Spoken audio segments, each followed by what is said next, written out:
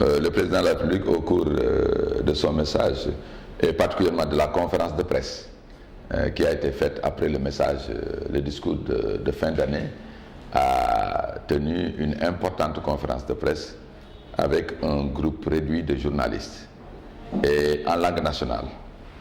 Et au cours de celle-ci, le président de la République ayant été interpellé sur la campagne de commercialisation de l'arachide, a appelé la Sonacos, qui est la principale huilerie, l'une des plus grandes structures agroalimentaires, industrie agroalimentaire du Sénégal, qui appartient à l'État, à se lancer dans les réformes nécessaires. Et ces réformes nécessaires, il les a déclinées dans deux directions. La première direction, c'est d'améliorer les rapports entre la Sonacos et ceux qui sont détenteurs de la matière première pour Sonacos, ça veut dire les producteurs, ceux qui détiennent l'arachide. Le président a dit en substance, il ne faut plus que la Sonacos reste dans ses usines et attendre qu'on lui apporte les graines d'arachide. Il faudrait aujourd'hui que la Sonacos aille dans le sens d'une contractualisation avec les producteurs et leurs organisations. Deuxièmement, le président a demandé à ce que la Sonacos aussi se lance dans l'exportation des graines, parce que c'est un créneau qui est rentable et aujourd'hui qui est très important. Enfin, il a assuré effectivement la Sonacos de son appui par rapport à ces démarches. Et moi, en tant que président du conseil d'administration de la Sonacos, les leçons que j'en tire, c'est que le président de la République non seulement est un grand visionnaire, parce que c'est lui qui a initié et mis en œuvre le plan Sénégal émergent, qui décline une vision du développement du Sénégal sur une génération 2014-2035, qui déjà, à partir du PAP 1, a déjà fourni des performances remarquables, notamment en matière de taux de croissance.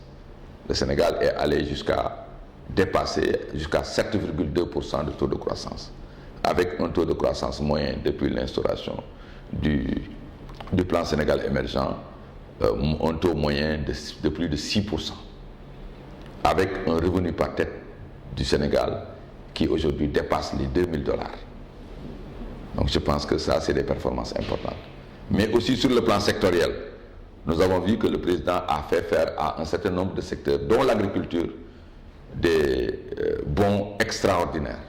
Parce que quand le président Macky Sall est arrivé, le niveau de production, par exemple pour la filière arachidière, était entre 700 et 800 000 tonnes. Les niveaux de rendement étaient entre 600 et 700 kilos.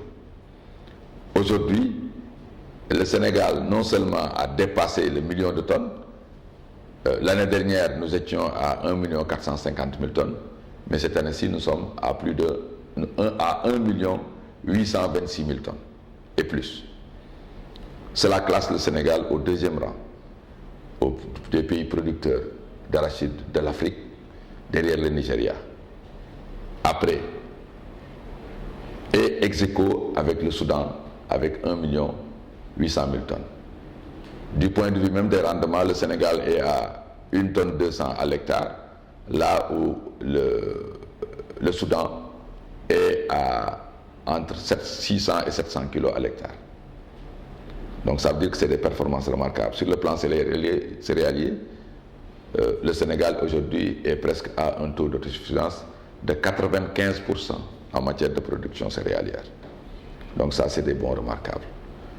Mais maintenant, le président ne s'en arrête pas là, parce qu'il suit jusqu'aux structures qui gèrent cette filière arachidière, en particulier la Sonacos. Ça montre qu'il a une connaissance non seulement exacte, mais une connaissance fine de la Sonacos.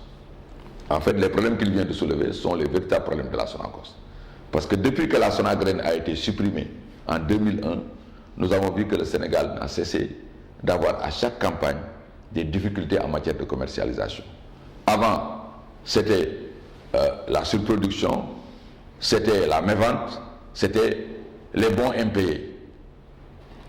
Mais quand le président Macky Sall est arrivé, rapidement, on n'a plus parlé de bons impayés ou de chute des prix.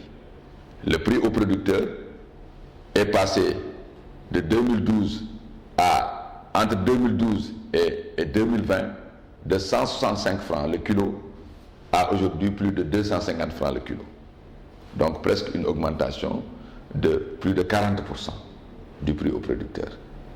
Maintenant, en matière d'investissement et de soutien en termes d'intrants, de semences, parce que les semences, c'était 6 000 tonnes de semences sélectionnées. Aujourd'hui, on est à plus de 75 000 tonnes de semences sélectionnées.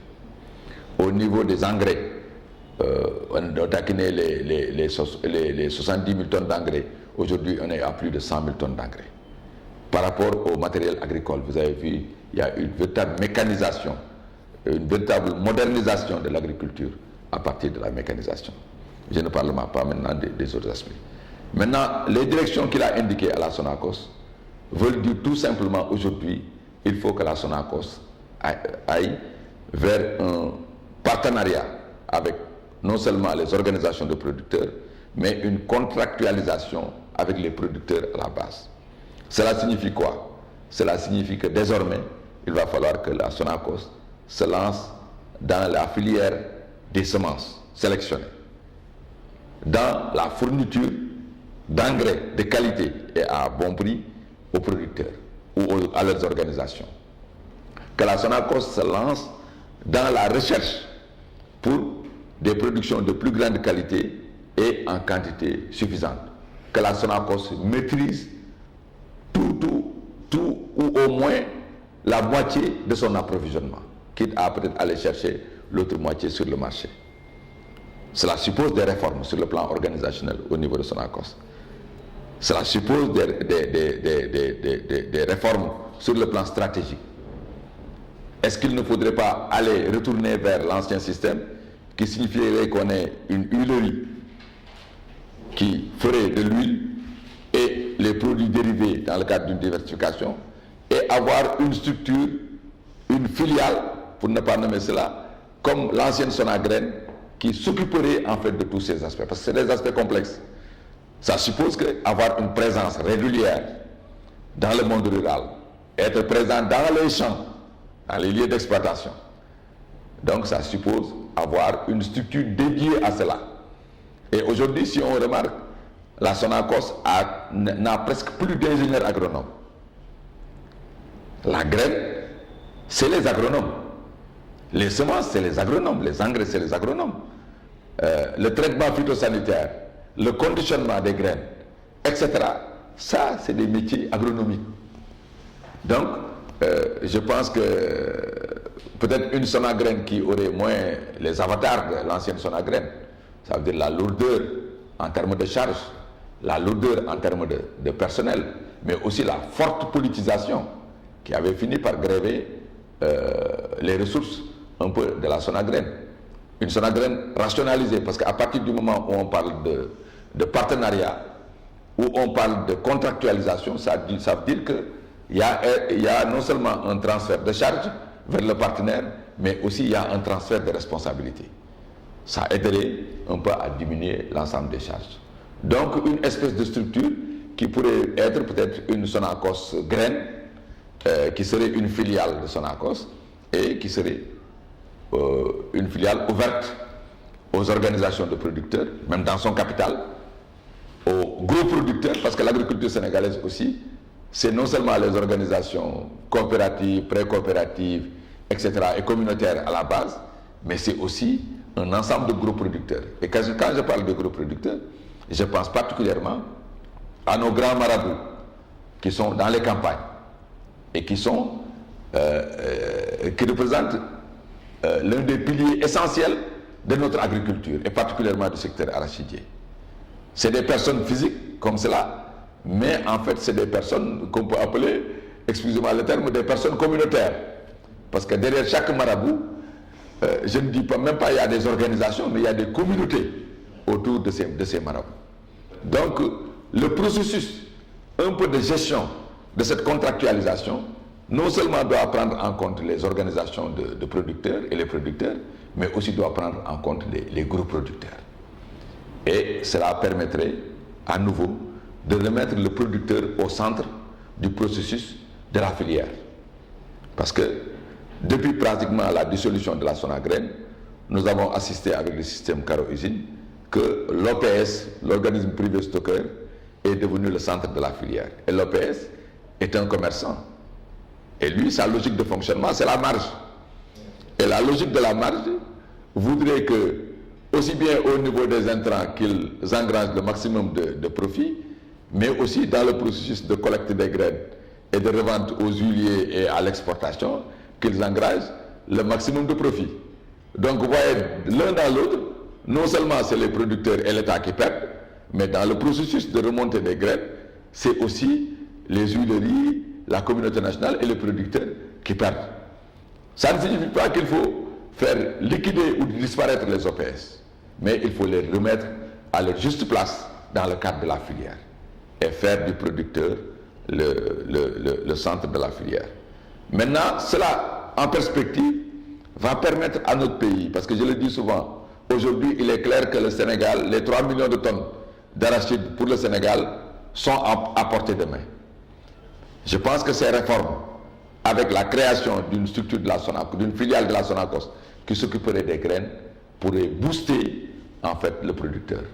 Et dans ce cadre-là, même au niveau de la vallée et des zones de culture irriguées, l'arachide pourrait être introduite, avec bien sûr des rendements beaucoup plus élevés qui diminueraient les coûts. Ça permettrait au niveau de l'arachide de bouche, etc. Et un autre fait remarquable, et je crois que le président est très au fait de cela, dans la filière arachidière aujourd'hui, le segment graines est beaucoup plus rentable aujourd'hui que le segment huile. Ça aussi, c'est des données aujourd'hui mondiales de l'évolution de la filière arachidière. Donc la Sonacos, en tant que structure essentielle appartenant à l'État, aujourd'hui doit se mettre à l'air du temps en mettant en œuvre rapidement ces réformes. Et d'ailleurs, j'ai convoqué un conseil d'administration de la Sonacos pour le mercredi 13 janvier, où non seulement on fera le point sur l'actuelle campagne agricole arachidière avec les mesures d'adaptation à prendre par Sonacos, mais aussi nous examinerons comment mettre en œuvre urgemment les recommandations de réforme faites par M. le Président de la République, son Excellence Macky Sall.